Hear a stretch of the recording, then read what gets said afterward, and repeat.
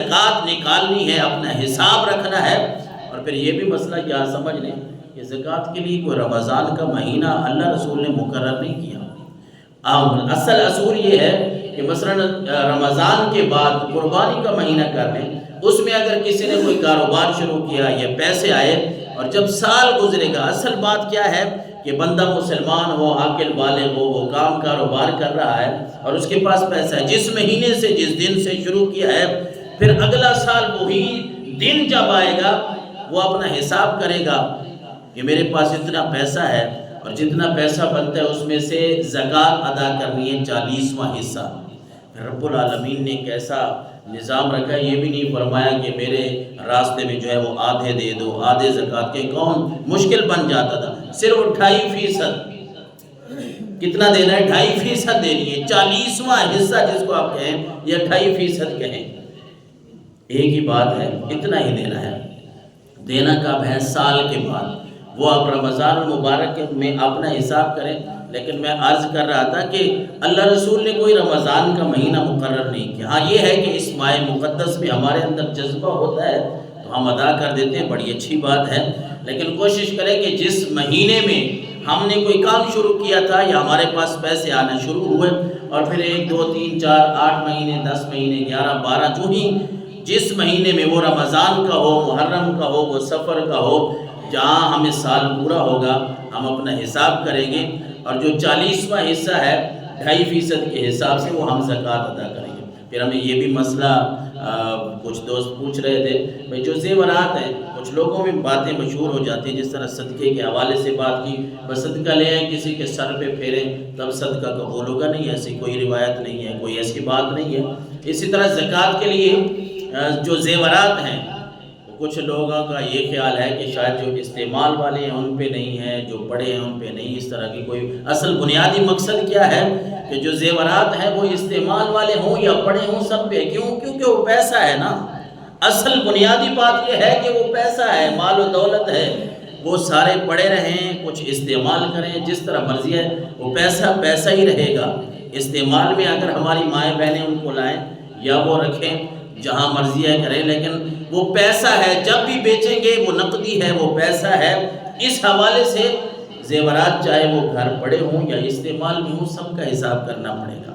مال تجارت ہے، کوئی دکانداری ہے، چھوٹی موٹی یا بڑی، جتنا بھی ہے سب کا حساب کرنا ہوتا ہے، اور سب کا ٹوٹل کر کے اس کے بعد جو ہے وہ ہم حساب لگائیں کہ اتنا بنتا ہے۔ 52.5 تولے چاندی کا نصاب جو شریعت نے کم از کم مقرر کیا، یعنی کس نے زکوٰۃ دینی ہے؟ ہر بندے کے اوپر تو پھر نہیں ہوتی۔ جو مزدور طبقہ ہے، مہینے کا کماتے ہیں، دن کا کماتے ہیں، کھاتے ہیں، ان کے اوپر اتنا نصاب نہیں بنتا۔ ہاں، جن کو اللہ تبارک و تعالیٰ نے کاروبار وسیع دیا ہے، جن کے پاس مال و دولت ہے، تو وہ کیا کریں گے بھائی؟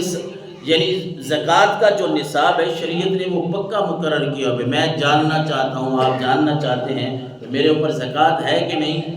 آپ 52.5 تولے چاندی کی قیمت، آج کل حاجی صاحب کتنی قیمت آج اکرم صاحب؟ 11,000 ہے نا؟ 12,000 روپے، یعنی بہت آگے چلے گئی۔ چاندی کی قیمت 12,000 روپے تولہ تقریباً ہے، اور 52.5 تولے چاندی کی قیمت کو 6 لاکھ سے زیادہ بنے گی۔ سادہ لفظوں میں آپ کہیں، آپ جاننا چاہتے ہیں، میں جاننا چاہتا ہوں میرے اوپر زکوٰۃ ہے کہ نہیں، آپ 6 لاکھ کا حساب لگائیں۔ میں گھر میں، تجارت میں، کاروبار میں 6 لاکھ ہے، کم از کم میں اندازہ لگا رہا ہوں، 12,000 کو آپ ضرب دے لیں گے، تقریباً کوئی اتنا ہی بنتا ہے، تو آپ اندازہ لگائیں گے کہ 6 لاکھ روپے اگر میرے پاس سونا، پیسے، نقدی سارا ملا کے، یہ کوئی دکان ہے 3-4 لاکھ کا سامان اس میں پڑا ہے، سارا ملا کے اگر 6 لاکھ بنتا ہے تو اس میں سے 40واں حصہ دینا ہے۔ 6 لاکھ ہے تو اس میں سے 40واں حصہ دینا ہے، 2.5% زکوٰۃ جو ہے دینی ہے۔ دینی کس کو ہے؟ انما الصدقات للفقراء والمساکین والعاملین علیہا والمؤلفۃ قلوبہم وفی الرقاب۔ 10ویں پارے کو آپ پڑھیں، 10ویں پارے کا 13واں رکوع ہے، وہاں اللہ تبارک و تعالیٰ نے مصارف زکوٰۃ بیان کیے ہیں۔ یہ زکوٰۃ فلاں فلاں جگہ پہ دینی ہے، مساکین کو دینی ہے، غریبوں کو دینی ہے، اور مسافر کو دی جا سکتی ہے، جن کے اوپر قرض ہے۔ یعنی کچھ ایسے احباب ہوتے ہیں سفید پوش، ہم نے شاید یہ بھی سمجھا ہوتا ہے کہ جو مانگنے والے ہوتے ہیں بس وہی غریب ہوتے ہیں۔ میں یہی تو عرض کر رہا تھا شروع میں، اللہ تبارک و تعالیٰ نے نا صلہ رحمی، رشتوں کو جوڑ کے رکھنا، اس کا حکم دیا ہے۔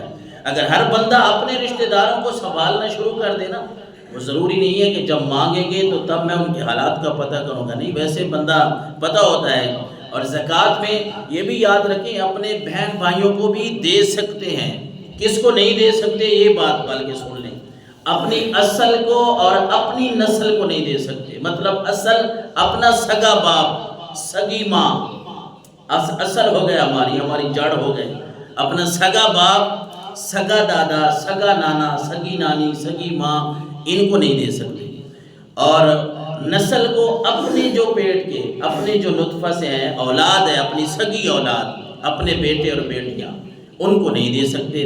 باقی جو اپنے رشتہ داروں میں ظاہر ہے قرآن اور حدیث بار بار قریبی رشتہ داروں کا حوالہ دیتا ہے کہ اپنے قریبیوں کو پہلے سنبھالو، اپنے قریبیوں کو پہلے سنبھالو۔ تو پھر آپ نے دیکھے اپنے ہمارے کوئی خالہ ہے، کوئی پھپھو ہے، کوئی ہمارے چاچو ماموں، کوئی بھی ایسا رشتے میں صرف 2 باتیں میں نے بتائی ہیں کہ اصل اور نسل کا یہاں زکوٰۃ نہیں لگتی، باقی جہاں مرضی آپ زکوٰۃ دے سکتے ہیں، لیکن اس کا اہتمام ضرور کرنا چاہیے۔ اللہ کے نبی صلی اللہ علیہ وسلم نے فرمایا کہ جس قوم میں زکوٰۃ نہیں ہوتی نا، آپ نے 3 باتیں ارشاد فرمائی، مجموع الزوائد کی حدیث ہے، آپ نے فرمایا ما نقض قوم العہد الا کان النسل بینہم۔ آپ صلی اللہ علیہ وسلم نے فرمایا کہ جس قوم میں عہد شکنی ہونا، وعدہ توڑنا شروع ہو جائے نا تو پھر یاد رکھے اللہ کے نبی نے فرمایا قتل و غارت عام ہو جاتی ہے۔ جو قوم عہد شکنی کرتی ہے، وعدہ توڑتی ہے، ان میں قتل و غارت زیادہ ہو جاتی ہے۔ اور اللہ کے نبی نے فرمایا جس قوم میں بے حیائی زیادہ ہو جائے نا تو پھر ان میں اچانک موتیں زیادہ ہونا شروع ہو جاتی ہیں۔ اور تیسری بات اللہ کے نبی نے فرمائی کہ جو قوم زکوٰۃ ادا نہیں کرتی نا، اللہ ان سے بارشوں کو، اپنی رحمت کو روک دیتا ہے۔ اللہ